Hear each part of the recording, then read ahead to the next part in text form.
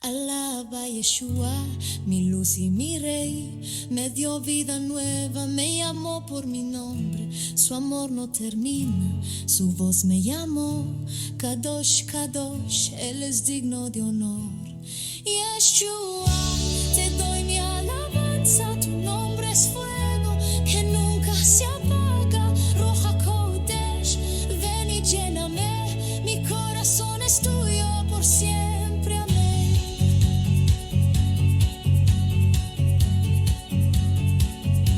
Cantamos unidos en todo lugar, de Sefarad hasta Jerusalén. Israel despierta, el león va a rugir, el Mesías vive, comienza a vivir. Yeshua, te doy mi alabanza, tu nombre es fuego que nunca se apaga. Ruja Kodesh, ven y lléname, mi corazón es tuyo por siempre, amén. Yeshua, te doy mi alabanza, tu nombre es fuego que nunca se apaga.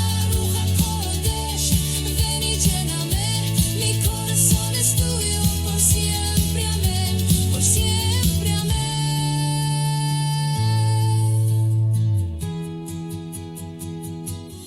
Kodosh, Kodosh, los cielos proclaman gloria y fuerza al que viene en el Shem. No hay otro nombre, no hay otro rey, solo Yeshua, él siempre seré. Kodosh, Kodosh, los cielos proclaman gloria y fuerza al que viene en el Shem. No hay otro nombre, no hay otro rey, solo Yeshua, él siempre seré.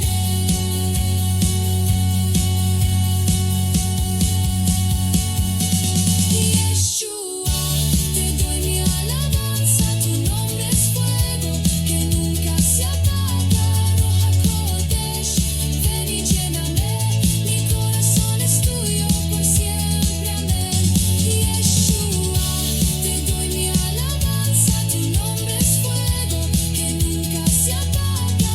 Roja Kodesh, ven y lléname, mi corazón es tuyo por siempre, amén. Yeshua, te doy mi alabanza, tu nombre es fuego que nunca se apaga. Roja Kodesh, ven y lléname, mi corazón es tuyo por siempre, amén, por siempre, amén.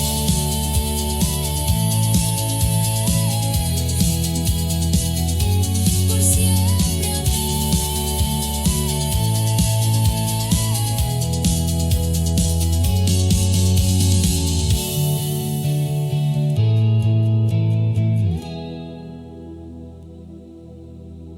me llamo. Aleluya, aleluya, aleluya.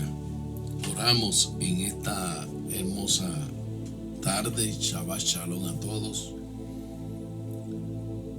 Barú ataya abuelo genio melejolan.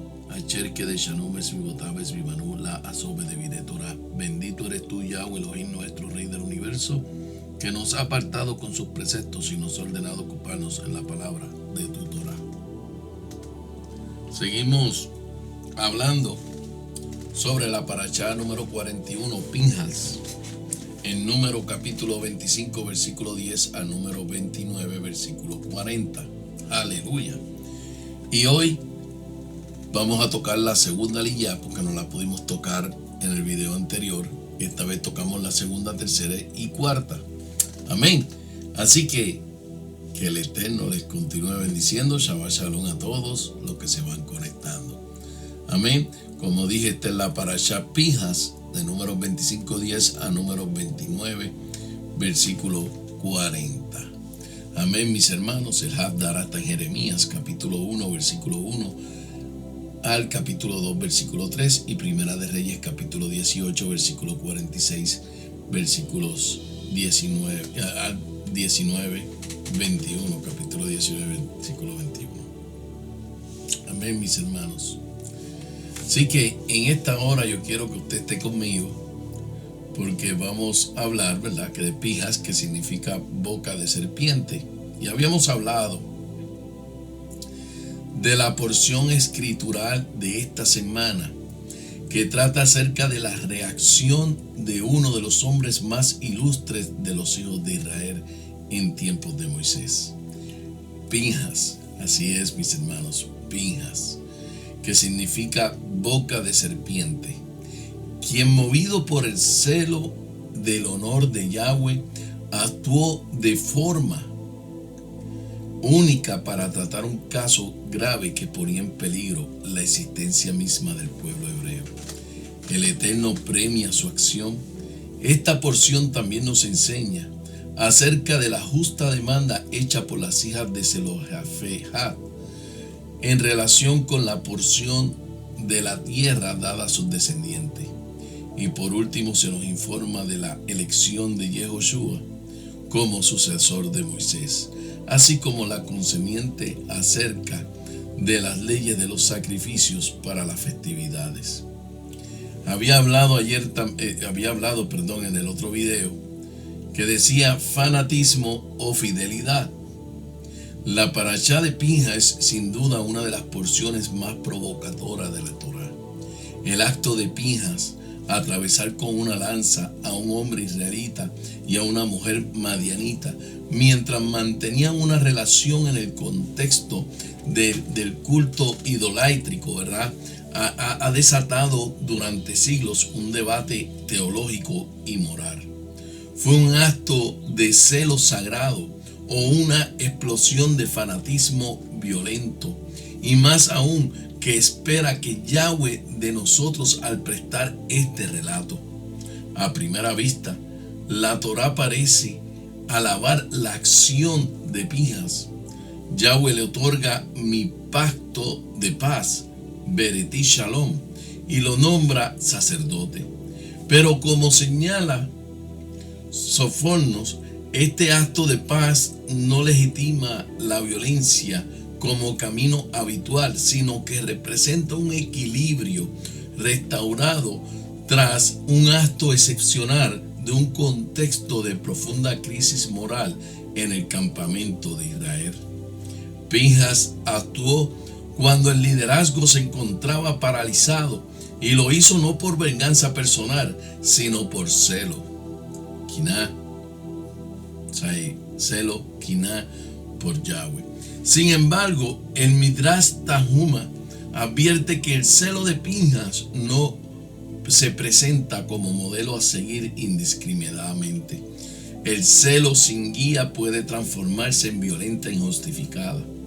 Rashi, siguiendo el Talmud, indica que Pinhas actuó conforme a una halajá especial que no fue enseñada públicamente, porque no se juzga al celoso por lo que hace.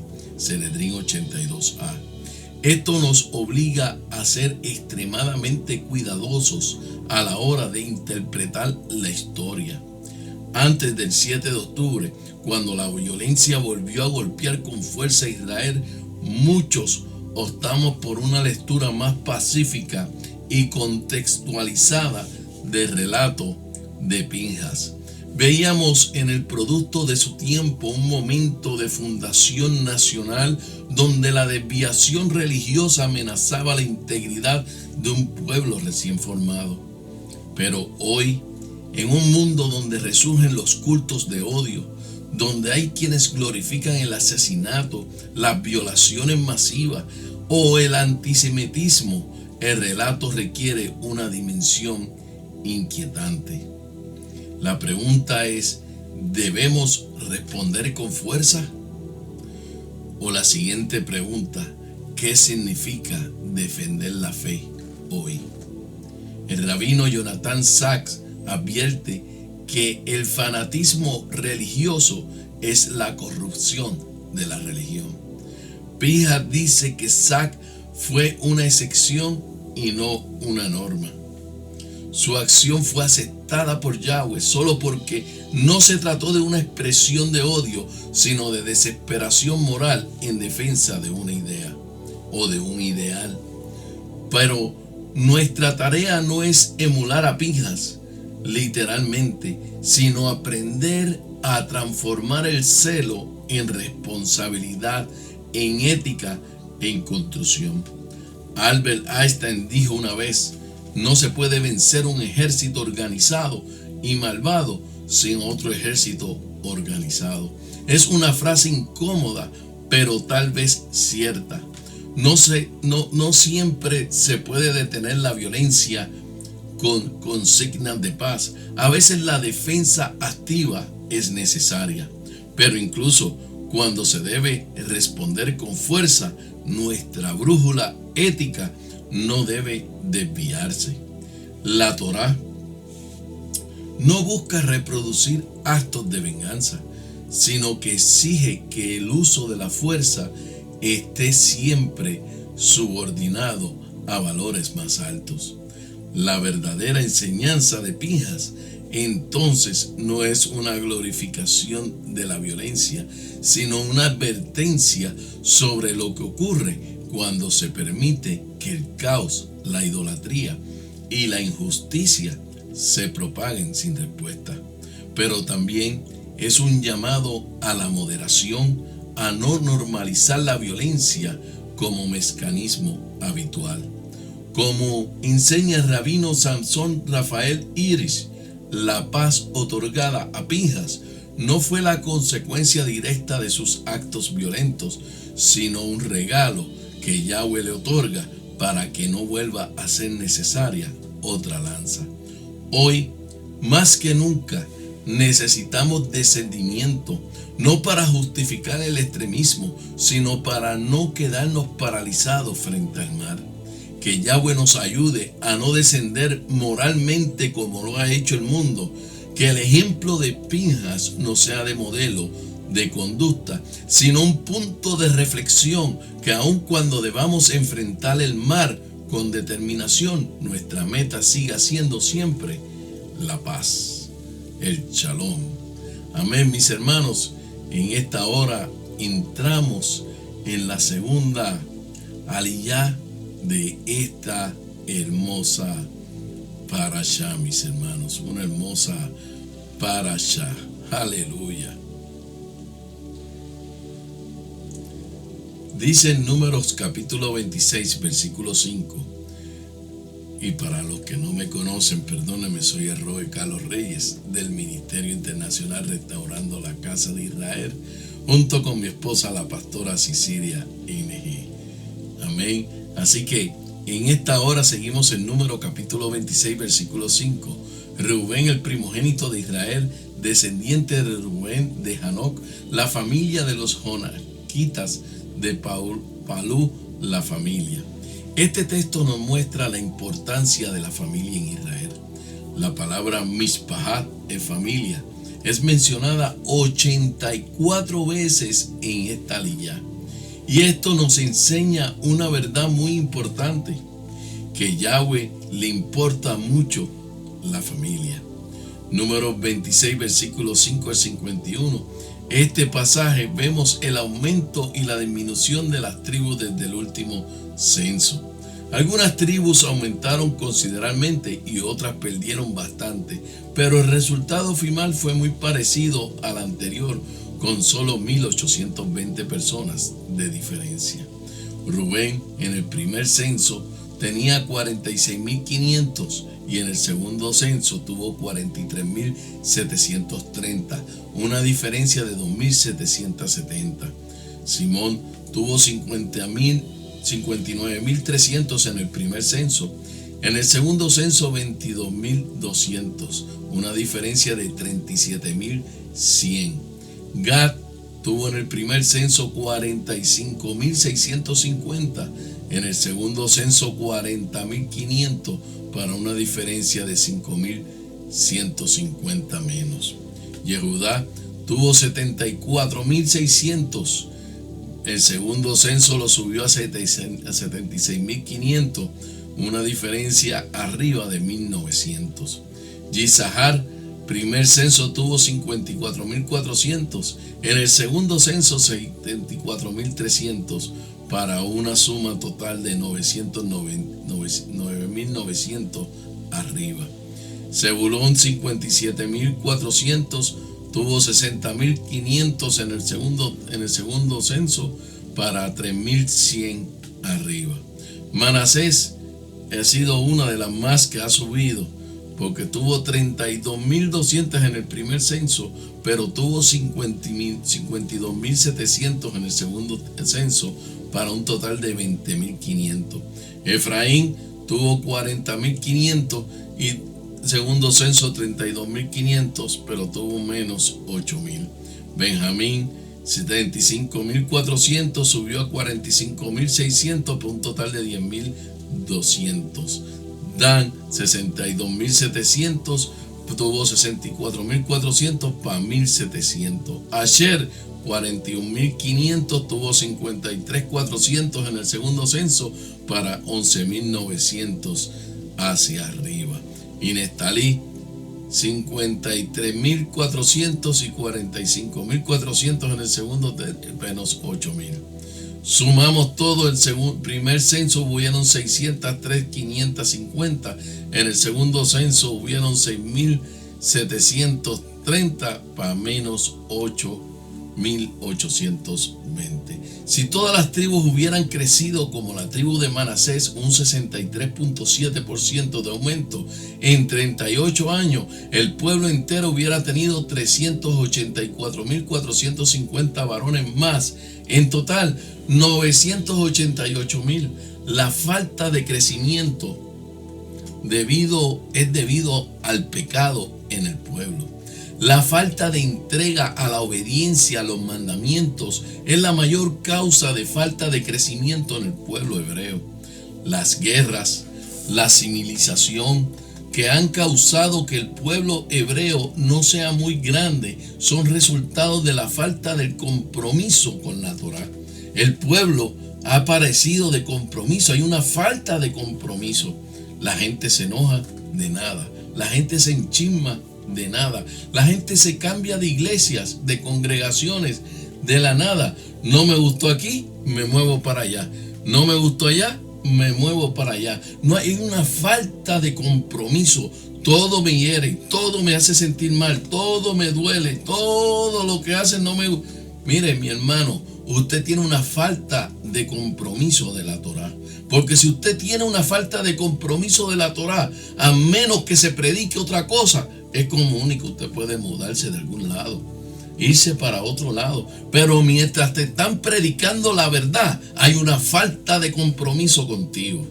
Así es, mi hermano, hay una falta de compromiso. No con los pastores, no con los hermanos, sino con el Eterno y la Torá.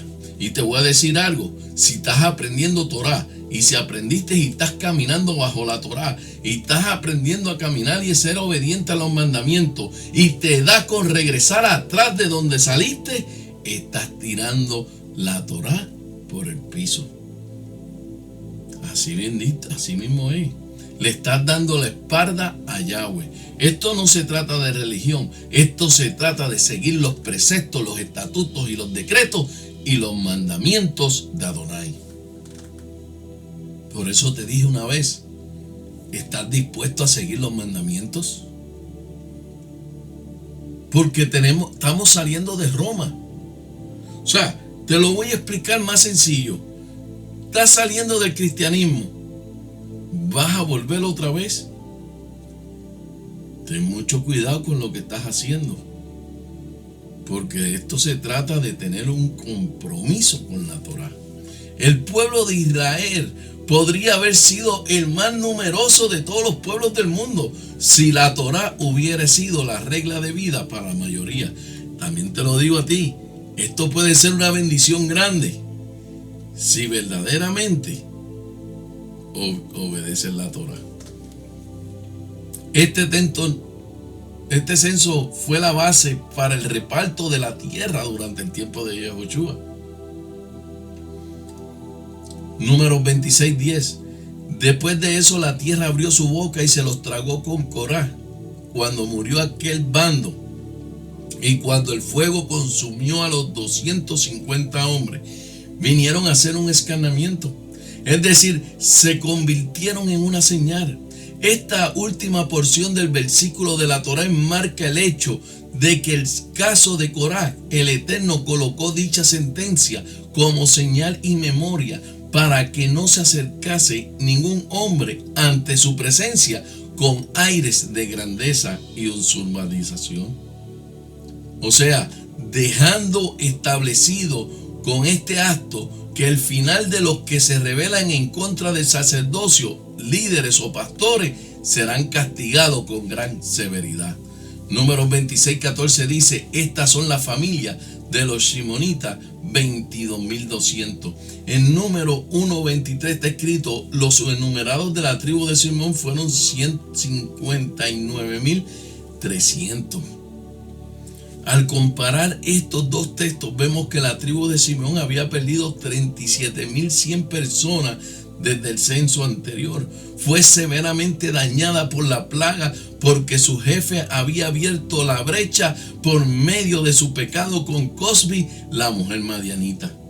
Anteriormente Moisés también se había unido a una mujer madianita, Sípora, pero hubo una gran diferencia entre su unión con ella y esta unión por causa del Baal Peor. La esposa de Moisés mostraba señales de obediencia a la fe de Israel, pero las mujeres madianitas que se acercaron a los hijos de Israel en esta ocasión estaban engañando a los hijos de Israel para que se entregaran a la idolatría. Los madianitas eran descendientes de la unión que hubo entre Abraham y su tercera esposa, Keturah, en Génesis 25, del 1 al 4. Y esto nos enseña al pueblo que Yahweh es soberano.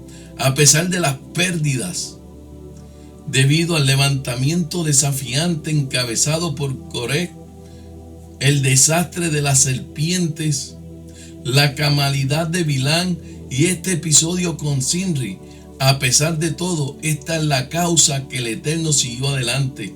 Esto lo veremos en Números 26, 52 al 56, cómo Yahweh continúa bendiciendo a su pueblo. Concluimos entonces que la causa del Eterno es grande y magnífica, que enfrentamos debilidades, tentaciones, limitaciones y falta de experiencia, que un censo no nos puede recordar las duras realidades de la vida. También aprendemos que al mirar al Eterno escucharemos claramente las palabras del Mesías, de Yahshua, cuando nos exhortó en Lucas capítulo 12 versículo 32: no tengan temor, pequeño rebaño, puesto que su Padre ha resuelto darles el reino. Y en esta ariyá, segunda ariyá, ¿cuál es el secreto de la perseveración del pueblo hebreo? La parashá en la sesión de esta semana aparece, como dije, la palabra mishpahá, familia, más de 80 veces. El pueblo de Israel es el pueblo de la familia. La familia es la base para la perseveración. Toda cultura y pueblo ha sido introducido. La corrupción en la familia ha desaparecido en la historia. La perseveración de la familia, la fidelidad, el pacto matrimonial es una de las cosas más fundamentales en el pueblo santo. Al desintegrar la familia, el pueblo desaparecerá. El texto hebreo introduce una repetición después de los nombres principales de cada familia. Primero viene el nombre y luego añaden la letra Hey al principio y la Yud al final de cada hombre. La Hey es el artículo definido y la Yud final transforma el hombre en un adjetivo.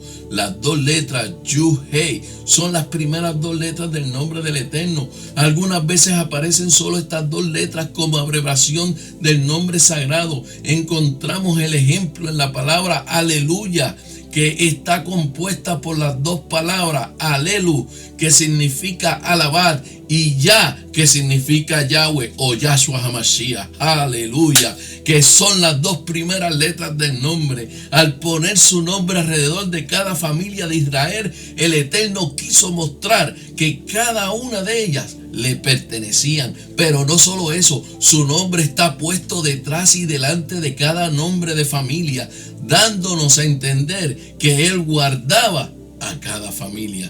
En o dentro de su nombre. Él estaba detrás y delante de ella y puso su propio sello sobre cada una de ellas. Y esto hace también una muestra, como dice el Midrash, de que los egipcios no habían violado a las mujeres cuando eran esclavas, sino que cada familia había mantenido su pureza para poder ser contada como hijos de cada padre en el pueblo santo. La letra Yud, hermano, representa lo masculino y la letra Hei representa lo femenino. Las dos letras al principio y al final de cada nombre de familia muestra la unión entre el padre y la madre para la formación de esa familia. El hecho de que la Hei, lo femenino, venga al principio de los nombres de la familia puede ser interpretado, según dice el Talmud, como una de las madres que fueron puestas primero para destacar su mérito por haber sido fieles y mantenido la pureza sexual en Egipto. En el Salmo 122:4 dice: las tribus del Señor, donde aparecen solas las dos primeras letras del nombre sagrado, las tribus de Yah. Aleluya. Las tribus de Israel fueron dedicadas al Eterno por familias y por eso su nombre ha sido puesto como un adorno alrededor del nombre de la familia.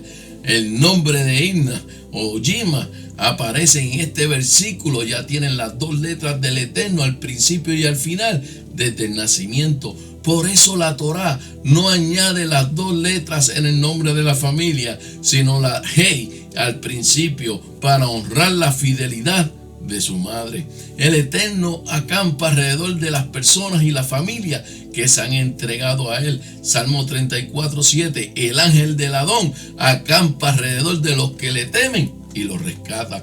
En el Salmo 139:5 dice: por detrás y por delante me ha acercado y tu mano pusiste sobre mí. En Juan capítulo 17 versículo 12 dice: cuando estaba con ellos los guardaba en tu nombre, el nombre que me diste, y los guardé, que ninguno se perdió excepto el hijo de perdición, para que la escritura se cumpliera.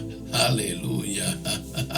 Entramos en la tercera aliyá, número 26:52 a número 27:5. Dice: a la tribu más numerosa aumentará su patrimonio, y al menos numerosa reducirá su patrimonio. A cada uno según sus contados le será entregado su patrimonio. Número 26:54. Según Rashi, este texto fue la base para el reparto de la tierra en el tiempo de Yehoshua. Los que tenían 20 años o más fueron incluidos y aquí obtuvieron un patrimonio en la tierra. Número 26:55 dice: pero la tierra se dividirá por su suerte y recibirán su heredad según los hombres de las tribus de sus padres. Según Rashi, las áreas personales de la tierra fueron distribuidas en el tiempo de Yehoshua, tomando en cuenta el número de personas que entraron en la tierra según este último censo, el número 26:53, y el número de personas que salieron de Egipto, el número 26:55. Cada familia recibió terrenos que correspondían al número de varones que entraron en la tierra prometida. Sin embargo, ellos tenían que dividir sus partes entre ellos mismos, de acuerdo con el número de sus antepasados que habían salido de Egipto.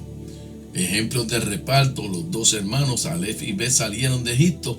Alef tenía 3 hijos y Bet solo tenía 1. Sin embargo, ellos tenían que devolver a cada uno su porción a sus padres que habían salido de Egipto y habían muerto en el desierto. El terreno de los 4 porciones de su padre corresponden a 2 porciones enteras. Los 4 recibieron primero 4 porciones iguales de la tierra. Fue dividido por la mitad entre los 2 hermanos Alef y Bet. De esta manera cada uno de Alef recibió 1/3 de la herencia de su padre, que corresponde a 2/3 de una porción, y el hijo de Bet recibió toda la herencia. Además de determinar el número de hombres disponibles para el servicio militar, este censo se usó también para determinar la porción de tierra que correspondía a cada tribu. La tribu más grande debía recibir una herencia más grande. Algunos ven conflictos entre esta afirmación en el versículo 54 y el mandato en el versículo 55 en la repartición debería ser por sorteo. Si vamos a Números 33:54, se repartían la tierra entre ustedes por sorteo. Clan por clan, a los grupos más grandes aumentaba su parte y a los grupos más pequeños reduce su parte. Donde quiera que caiga la suerte de alguno, eso será tuyo y tendrán sus porciones según las tribus ancestrales. Aquí se indica que el tamaño de la heredad se fija según la población de su tribu, mientras que la ubicación geográfica de la porción se refleja por sorteo, enclareciendo así cualquier confusión. La máxima regla de la bendición es la que nos enseñó Yahshua en Mateo 23:29. Por todos los que tienen algo, se les dará más, para que tengan más que suficiente, pero el que no tiene nada aún de lo que tiene se le quitará. Números 26:57 dice: esta es la inscripción de los levitas, por sus familias de Gersón, la familia de Gersonita, Kehat, la familia Kehalita, y Merará, la familia Merarita. Si bien la tribu de Leví no le sería asignada tierra alguna, a sus integrantes que le otorgaran 48 ciudades distribuidas por todo el territorio. Recordemos que esta es la tribu procedían todos los maestros de la Torá, que educaban al pueblo de Israel según Deuteronomio 33:10. Ellos enseñarán a Jacob tus estatutos y a Israel tu Torá. Y el respaldo fue en Números 35, versículos 2 al 8. Da instrucciones al pueblo israelita para que asigne las propiedades que se le repartieron poblados, repiten los levitas. También se asignará a los levitas tierra de pastoreo alrededor de sus poblados. Los poblados serán suyos para que los habiten, y los pastos serán para el ganado que posean todas las bestias. Números 26:58. Estas son las familias de Levi, la familia de Levianita, la familia Jerobonita, y la familia Magita, y la familia Mushita, y la familia Gorajita, y Kehat engendró a Amram. El rastro del pecado se vislumbra en esta descripción que revela la ausencia en este censo, en dos familias completas y parte de una tercera de la tribu de Levi. Posiblemente sus jefes habían fallecido sin dejar hijos, víctimas del pecado de la seducción en la que habían caído. Números 26:59. Aún siendo ellos levitas, tengo que aclarar, muchos de ellos no fueron exentos de esta tentación, así que tampoco las consecuencias funestas por haber caído en ella. Números 26:51 dice: y el nombre de la mujer de Aram era Jahobed, hija de Levit, que nació en Levit en Egipto, y ella dio luz a Aram, a Aarón, a Moisés y su hermana Miriam. En este pasaje tenemos a Aram en hebreo, ¿verdad?, que significa pueblo elevado. Jacobed, la hija de Levit en hebreo, que significa honrada de Yahweh. Dio a luz a Aarón. Aarón en hebreo es en Moisés, hermano, que significa rescatado del agua. Elohim a través de Moisés fue el dador de la Torá que estaba en el arca. Esto habla de que el Elohim hizo con estos hombres. El pueblo de Israel fue elevado al ser honrado por Yahweh. La honra consistía en ser portadores del sacerdocio y de la Torá. Romanos 9, versículo 4 al 5 dice: y ellos son israelitas, y a ellos pertenecen la adopción, la gloria, la alianza, la promulgación, la Torá, el culto y las promesas. De ellos son los patriarcas, y del linaje de ellos proviene el Mesías, quien está sobre todas las cosas. Bendito sea el Elohim por los siglos. Amén. Esto no bastó para honrar a este pueblo, sino que se le dio más. Se le dio la oportunidad de que el Mesías viniera de allí, el cual es el Elohim sobre todo. La Torá destaca el hecho de que Jahobed era hija de Leví. Y en este caso tenemos que entender que la palabra hija como descendiente, no como hija directa. Si hubiera sido hija directa de Leví, tendría varios cientos de años cuando dio luz a Moisés. Este texto nos enseña que ella tomó muy en serio su procedencia. Es posible que esta actitud de apegeo a la familia y a su propia tribu se haya trasladado a su hijo Moisés. La identidad israelita y levita le impactaron tanto que, a pesar de la seducción egipcia, pudo mantener su identidad. El impacto de la identidad israelita es evidente en el alma de Moisés. Éxodo 2:11: salió a sus hermanos uno de sus hermanos. Moisés nunca perdió el sentimiento de pertenencia a su pueblo y a su tribu. Su madre jugaba un papel importante en esta identificación tan fuerte. Por esto ella es llamada hija de Leví. Números 26:60. A Aarón le nacieron Nadab, Abihu, Eleazar y Itamar.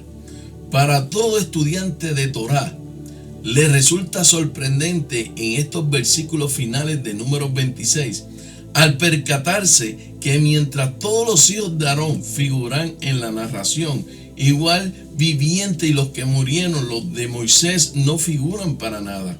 Ante este hecho podemos inferir que se debe a que los hijos de Moisés no tuvieron renombre y por lo tanto fueron incluidos numéricamente, aunque no nominalmente, en la tribu de Leví. Tampoco figura Ur, el hijo de Miriam, según los Midraín, muerto en el episodio del becerro de oro. Números 26:64. Entre estos no había ninguno de los inscritos por Moisés y Aarón al sacerdote cuando registraron los israelitas en el desierto de Sinaí. El versículo 64 nos informa que este censo no figuró ningún hombre mayor de 20 años que hubiese sido censado después de la salida de Misraín en el desierto de Sinaí. Rashi dice que ni las mujeres de la generación salida de Misraín no fueron afectadas por el decreto de muerte en el desierto. Y aquí sale la pregunta en esta liyá: ¿por qué Moisés consultó con el Eterno? ¿Por qué Moisés consultó con el Eterno? Las 4 hijas de Zelofhad no tenían hermanos que podían obtener la herencia en la tierra prometida, que correspondía a su padre, según el primer censo. Por eso presentaron el caso ante Moisés y los demás jefes de la congregación, solicitando el derecho de la parcela que correspondía a su padre. En lugar de dictar una sentencia directamente, Moisés fue a consultar con el Eterno. Los rabinos discuten si conocía la respuesta o había sido olvidada en la halajá. Simplemente se presentó el caso ante el Eterno para no avergonzar a los jueces inferiores que no habían podido contestarle a las hermanas. En todo caso, el hecho de consultar al Eterno era una señal de humildad. El orgulloso quiere dar una respuesta, aunque no sea correcta, solo para aparentar como sabio. El vergonzoso, que no sabe contestar, contesta cualquier cosa para no tener que reconocer su ignorancia. El humilde reconoce que no sabe, y si sabe no le importa preguntar una vez más y aparentar como ignorante, porque no busca la aprobación de los hombres, sino se mueve por la vergüenza de no haber sido, ni desea mostrar cuánto sabe, sino por un amor profundo a la verdad. Estamos en la cuarta liyá, Números 27, versículos 6 al 23. Números 27:4 dice: porque ha de desamparar el nombre de nuestro padre entre la familia, solo porque no tuvo hijos, darnos herencia entre los hermanos del padre.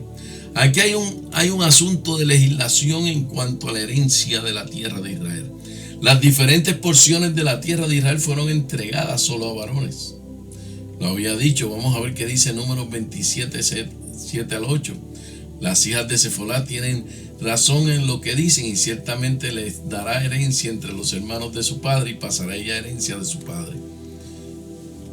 Yahweh contesta y dice que cuando no hay hijos, las hijas heredan la tierra. La herencia tribal y la tierra viene por la vía del padre. Números 27, 15 al 23. En su oración y la respuesta encontramos 13 principios muy importantes en cuanto al liderazgo. Mire, un líder está puesto por Yahweh. Si no es así, está destinado a un fracaso. 2. Un líder está puesto por encima del pueblo. La posición del líder no es lo mismo que su valor como persona humana. Hay una posición superior del líder sobre el pueblo. Mateo 24:45. 3. El líder principal debe ser un varón. Una mujer en liderazgo debe estar sometida a un varón. 4. Un líder que tiene que saber salir adelante del pueblo. En primer lugar, se refiere a la capacidad de hacer guerra y derrotar a los enemigos. Moisés mismo hizo guerra contra los 2 gigantes, Og y Sihón. En segundo lugar, significa un líder que tiene que ser primero y dar buen ejemplo delante del pueblo. 3. Un líder tiene que saber entrar delante del pueblo. 6. Un líder tiene que hacer que el pueblo salga 7. Un líder tiene que hacer que el pueblo entre.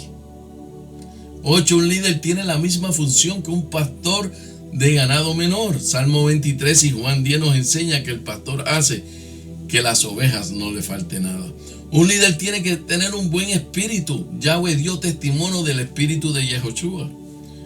10. Un líder tiene que ser dotado con Jod, majestad, esplendor, grandeza, dignidad, gloria y hermosura. No puede tener semblante de flojera.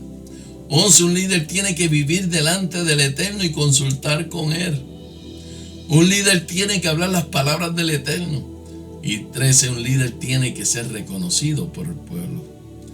Por eso en Números 27:18, y Yahweh dijo a Moisés: toma a Yehoshua, hijo de Nun, sobre quien está el Espíritu, y pon tu mano sobre él. Moisés recibió la orden de poner sus manos sobre Yehoshua, sobre Josué. El propósito de la imposición de mano es triple. Número 1, hay una identificación. 2, transmisión. Y 3, instalación. En muchas ocasiones hay una combinación entre estas tres, como el caso de Yehoshua bin Nun, que fue instalado en su ministerio como sucesor de Moisés.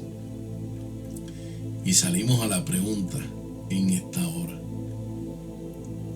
¿Josué hijo de quién? Moisés fue el primer redentor. Con la ayuda del Eterno logró sacar al pueblo de la esclavitud de Egipto, pero no pudo completar el trabajo e introducir al pueblo en la tierra prometida. Su sucesor, Yehoshua, tenía que terminar la obra que Moisés había empezado. Lo que Moisés no podía hacer, Yehoshua lo hizo. El nombre de Yahshua es la abreviación de Yehoshua para la redención final de Moisés. No es suficiente. Hace falta también que solamente sigue Moisés llegar a la tumba, pero sigue Moisés a Yahshua y que continuó la obra de Moisés. El nombre de su padre es también el nombre de la letra Nun, que es el significado de la letra Nun, es un pez, un número 50. El número 50 es el número de la redención. Habían 50 días entre la salida de Egipto hasta la entrega de la Torá en el Sinaí, cuando la primera parte de la primera redención fue completada. El número 50 también habla del año de jubileo, que es la gran fiesta de redención final. El valor numérico, es decir, la suma del valor numérico de cada letra de la palabra hebrea Ha-Geulah, que es la redención, es precisamente 50. La letra Nun es considerada como la letra del Mesías. Uno de los nombres del Mesías, Ginón, que viene de la letra Nun, significa Él reinará. Aleluya. Shalom, mis hermanos. Que el Eterno les continúe bendiciendo. Amén, mis amados. Y oramos para cerrar estas 3 aliyá que se discutieron hoy. Ya la mañana, la quinta, sexta y séptima, estamos en la Kehilá. Barú atá Yahweh Eloheinu melech olam, Asher natan lanu et toratot emet vayalei olam, natan betageniu. Baruch atá Yahweh noten haTorah. Bendito eres tú, Yahweh Elohim, nuestro Rey del universo, quien nos ha dado la Torá de la verdad y has establecido la vida eterna en nosotros. Bendito eres, Yahweh, dador de la Torá. Shalom alejen, mis hermanos. Shabbat Shalom a todos. Que el Eterno les continúe bendiciendo. Shalom.